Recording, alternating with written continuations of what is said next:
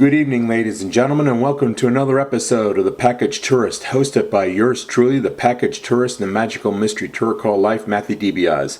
Tonight's guest is sports author David Finoli. David has written over 35 or more books dealing with his lifelong love affair for Pittsburgh and Pennsylvania sports. His books discuss the Pittsburgh Pirates, the Steelers, Penguins, college powerhouses such as Pitt and Duquesne University. Tonight we will be discussing his future release, Pennsylvania Made, the history of sports in Pennsylvania, which David has co-written with Tom Rooney, which will be released next spring. David, welcome back to the show. It's always great to have you on, and I can't wait for you to tell us all about your future release here. So please tell our listeners how Pennsylvania Made came about. Well, Tom and I, we had combined on 10 books. This is our 10th book, actually. And we were sitting down talking about what we could come up with America 250 coming up next year. And we started thinking about, just a book about the history of sports in Western Pennsylvania. But the more we thought about it, the more we decided we wanted to challenge ourselves a little more and kind of go outside our norm of sticking Western Pennsylvania and doing one on the rich history in this state, which, my God, there are just so many tremendous stories if you stretch it out in every corner. And we decided we were going to take that angle. And when we first started out, it was going to be a book on the top 50 athletes, and then more we thought about that, we wanted to go a little bit of a different angle, something fun that we had done in some of our books in the past, and we decided to tell the history of Pennsylvania sports in 50 unique essays. Okay, now, of the 50 essays, did you and Tom Rooney evenly divide the number of chapters, or were all the chapters collaborative? No, we divided them. I have about 37 or 38, and he took the rest of them. Okay. Now, how difficult was it in isolating the 50 essays contained in the book? How much did you leave? Did you have to leave a lot on the cutting room floor? I mean, how difficult was it in culling it down to 50? It was real difficult. In fact, we hope if this is successful, we'll do a couple more editions of it. I probably had close to 120 or 30 chapters when I first started to lay them out, and what we wanted to do, we wanted to get obviously some famous angles and some unique angles, but we wanted to make sure we covered every corner of the state. Okay, so there's a very good possibility that there might be one or more sequels to this book, considering the plenitude of material you just related to us, correct? Absolutely. That's what the goal is. Okay. Now, David, does this book cover just men's sports only, or does it include women's athletics too? Well, we have a chapter on Immaculata College, who was the first real successful women's college basketball team. In fact, Immaculata put women's college basketball on the map. So we do cover that, and there were a few other things we'll hopefully cover as we get our intended editions out after this one. I'd just like to give a shout out to my former RCIA teacher, Sister Marie Magdalena. She lives at Camilla Hall, which is right there on the campus of Immaculata University. So I just wanted to give her a shout out there. Outstanding. Yeah. She's going to be 94 years old next year on February 1st. So God bless her. Oh my gosh. Yeah. Well, God bless her indeed. She was my RCIA teacher. David, okay, let's talk about some of the essays in the book. You Sure. talk about Wilt Chamberlain's immortal 100-point night. Let's talk about that. Okay, absolutely. It was in Hershey, certainly in the old barn that luckily still exist. Tom had taken a trip out there to get a good feel for it, talking to some of the people that were there that night. But it was a weird game. It was the Philadelphia Warriors. Of course, they were the Warriors before they moved to Oakland, California, San Francisco, and eventually became the 76er team. Was there a couple years later, which we also cover their championship in 1967, which broke the Celtic dynasty. But that night in Hershey, they were playing the Knicks, who were not a good team. They were one of the worst, if not the worst, team in the league. And Wilt, who was about a 50% foul shooter in his career, had just an exceptional night from the line. He was 28 for 32, but it was a game where the team was when they saw that Wilt had a shot at 50, they were intentionally fouling New York Knicks, so the Knicks would shoot free throws and Philadelphia could get the ball back. They were passing up open shots so they could get the ball into Wilt, who was a freak at the time and was thoroughly dominating three very poor Knicks centers. I think he took 62 shots that day, if I'm not mistaken. Yeah.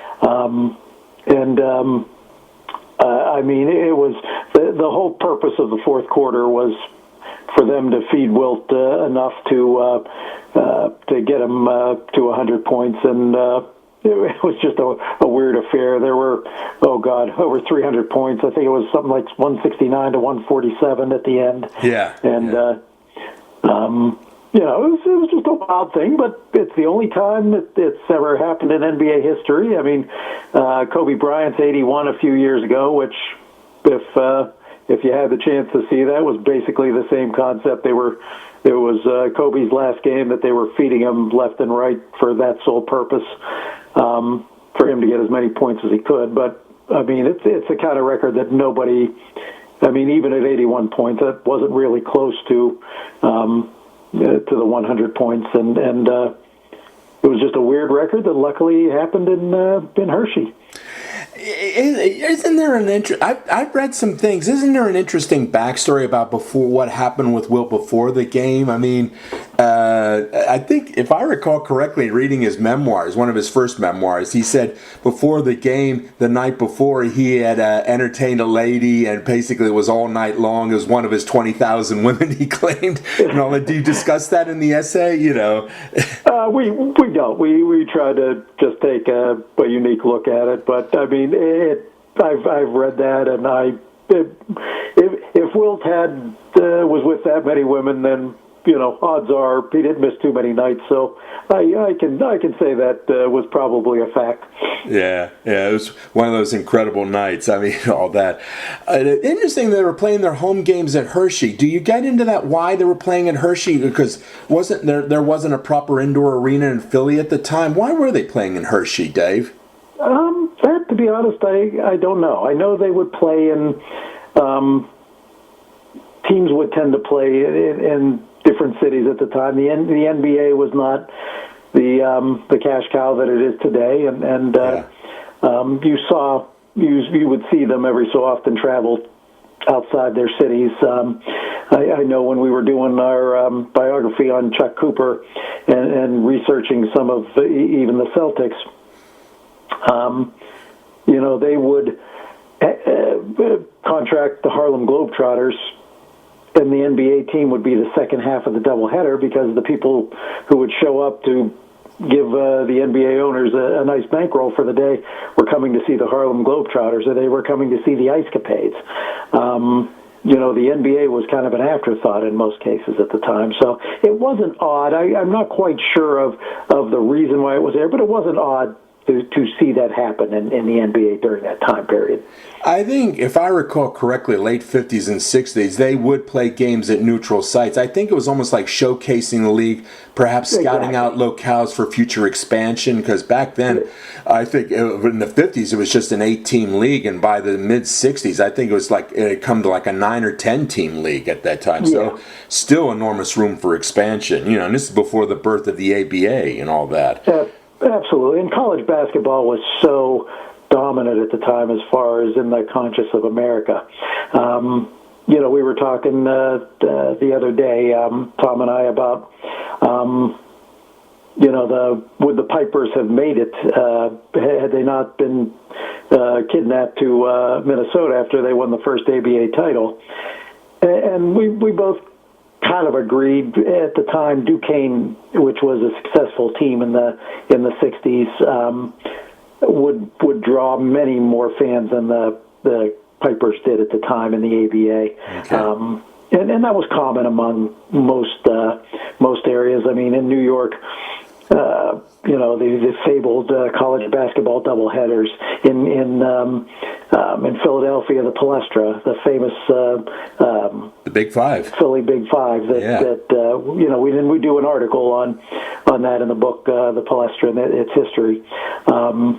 But college basketball was the dominant thing at that point. It was really the Magic Bird era that started taking the NBA to another level. Okay. Now, Dave, please reveal to our listeners the longest college football rivalry of all time. Which Pennsylvania colleges are involved in this? Well, it is, of course, Lafayette and Lehigh, which, certainly outdates any team as far as in Division I, as far as continual rivalries. It started in 1884 in the fine Larry Holmes' hometown of Easton, Pennsylvania. Yep. Yeah. In fact, how's the nature of the rivalry? I mean, is it one team dominating the other, or is it pretty evenly between the two schools, based on the head-to-head? It's pretty evenly. I mean, like any rivalry, it has its ebbs and flows. But I mean, there were many famous things. I mean, early on, Lafayette was just so dominant. Not just winning the first few games, but really they were one-sided, and I believe it was 7 years after the rivalry began that Lehigh finally won and started making it something special. But I mean, Lafayette. I always claim they have the advantage of having the more storied history. I mean, they won Division I national championships. With a Pitt flavor to them. Jock Sutherland leading him, I believe, in 1926, and then Lehigh has probably been the better team as of late. But we have some fun with it. We break down who has the better traditions, pregame traditions, who has the most famous alumni. Who has the better history in football. So we kind of have a little fun with it as we're going, and we even break down, why the two schools kind of became conflicted, and it became a rivalry between them. Yeah. Okay. Dave, please tell a Major League Baseball story featured in this book. Just single out one. Single out one? Yeah. I would say, I mean, we have quite a few in here, but the one we took to task was, the Philadelphia A's. Ooh, the 1929 to 1931 team, which I remember in my youth and kind of took a look at it. Were they the best franchise in history, which Sports Illustrated claimed they could be? Yeah. We looked through it, and we decided it was very close between them and the 27 Yanks, with the A's having a much more dominant pitching staff.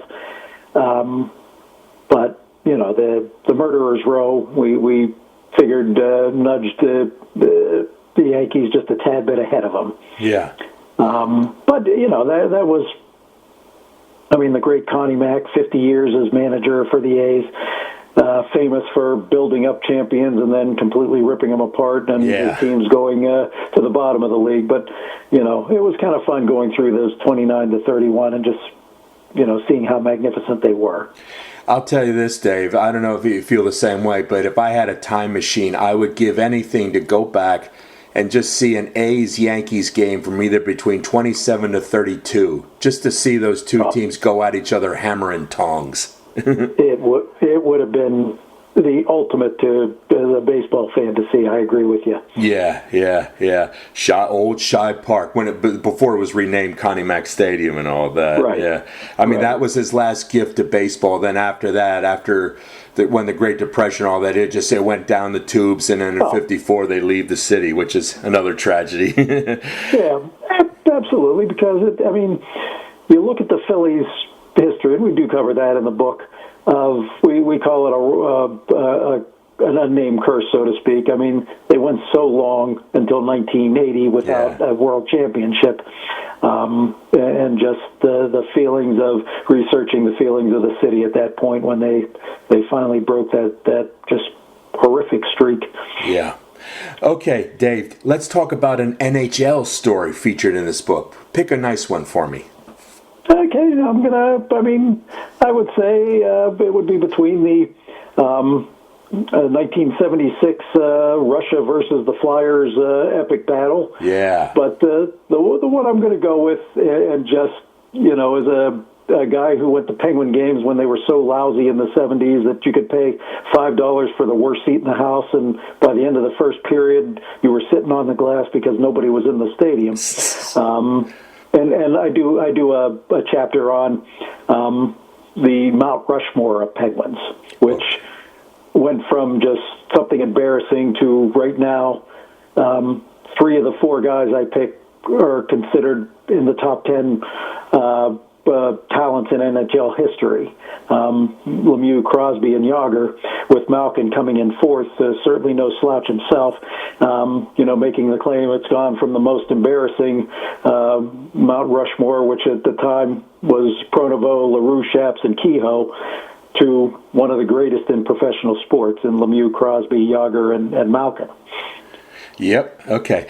Now let's talk about how about a college basketball story featured in this book? Name one that really tickles your fancy. Well, I would say we talk about the national championship LaSalle club with Tom Gola. Ooh. Yes. Go ahead. And the thing that intrigued me was Tom Gola is, if you look at him and you look how he dominated, he is one of the icons of college basketball. Yeah. Who's forgotten over time. Yeah. That was something we really wanted to, in this book, kind of bring out personalities like that a Greasy Neal, with both the Washington and Jefferson National Championship Club in 21 and the Philadelphia Eagles championship teams later on.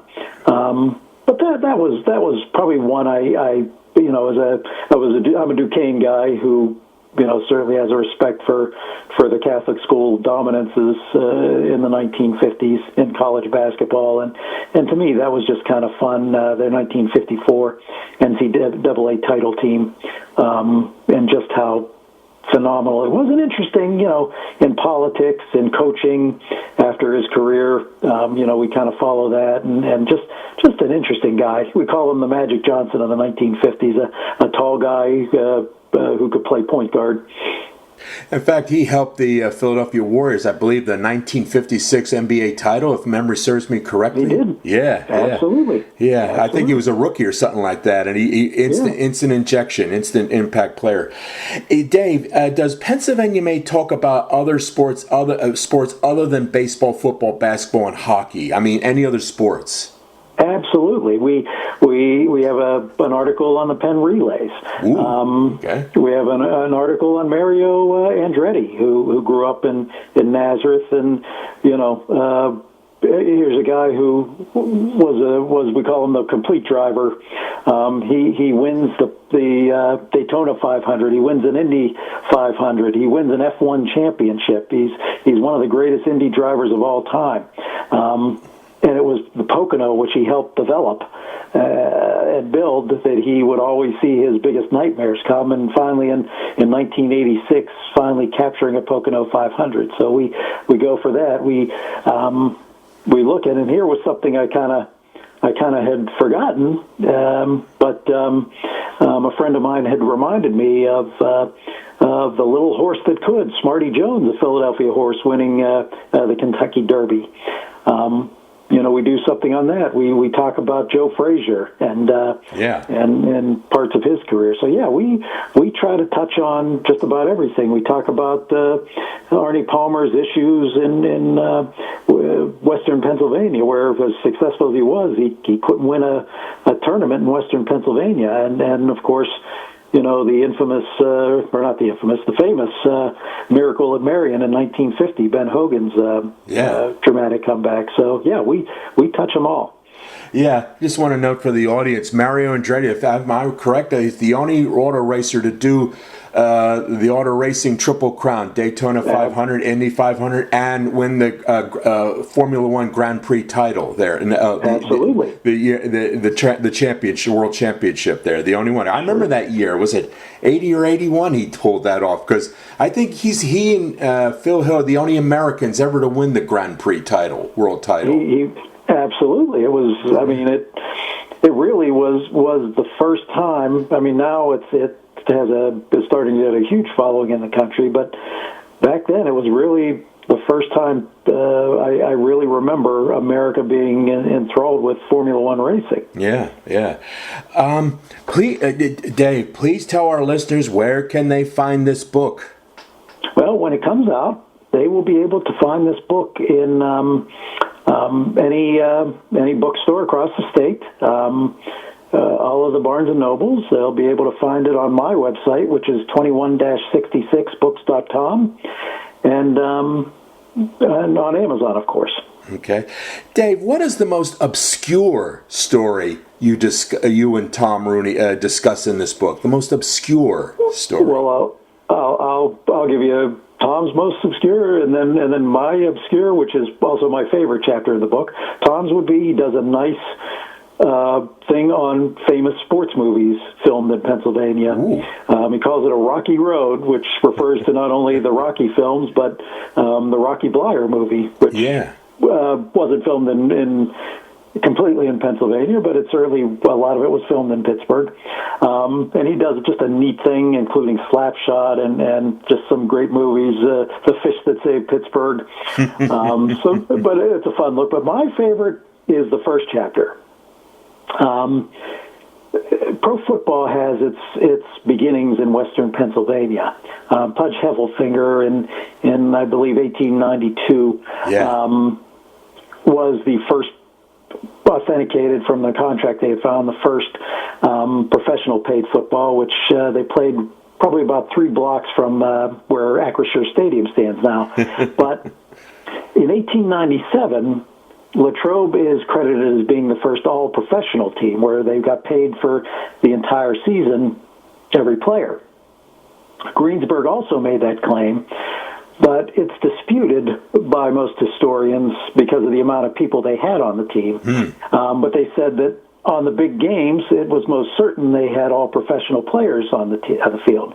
So I do a chapter on the Greensburg and Latrobe 1897 game, which is probably the most exciting football game in the 19th century. Yeah. And my claim being, and I go through a step-by-step on why I claim it, this is the first all-professional football game in history. We can't completely authenticate it because you'd need to find all the contracts, but from what we found, this most likely was the first all-professional football game, and it was played in a place called Offutt Field, which still stands today. It's where Seton Hill University and Greensburg-Salem High School play today. So it's kind of a neat look on what was most likely the first all-professional football game in history. Okay. Dave, I had this when I was preparing the questions for this for our show tonight. A thought came to me, considering how prolific and fantastic your writing career has been. Have you ever thought about writing or co-writing a book about why so many of the NFL's greatest quarterbacks of all time came from Western Pennsylvania? You ever been tempted to discuss that? You know, why? Why is it the breeding ground of all those great quarterbacks? Johnny U, Joe Montana, George Blanda, etc. It is something we've discussed several times. We go back and forth with, is it more a chapter in a book, or is it something that could maintain a 250-page book? So yeah, we talk about it often, but I mean, football, it was like God in Pennsylvania until the 70s when the steel mills. I mean, it was a tough, hard, blue-collar town where, the men's sons were taught football and their dreams were to play football, and that was pretty much the focus of most of them. And we go back and forth with, I mean, that's the reason they played, but, you also look at it as, was it kind of a fluke? Why the quarterbacks were so phenomenal? I mean, my gosh, Joe Willie Namath. Dan Marino.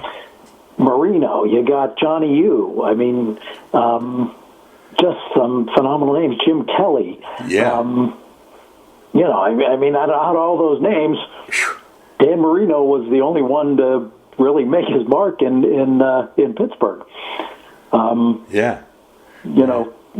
Others went to other colleges, and Pitt, with its long-standing aversion to wanting to field a winning football team during the time period, was the combination. I mean, Walter Byers, who was the NCAA head of the NCAA in the 60s, once made a statement. He's never seen a team more embarrassed to win than the University of Pittsburgh.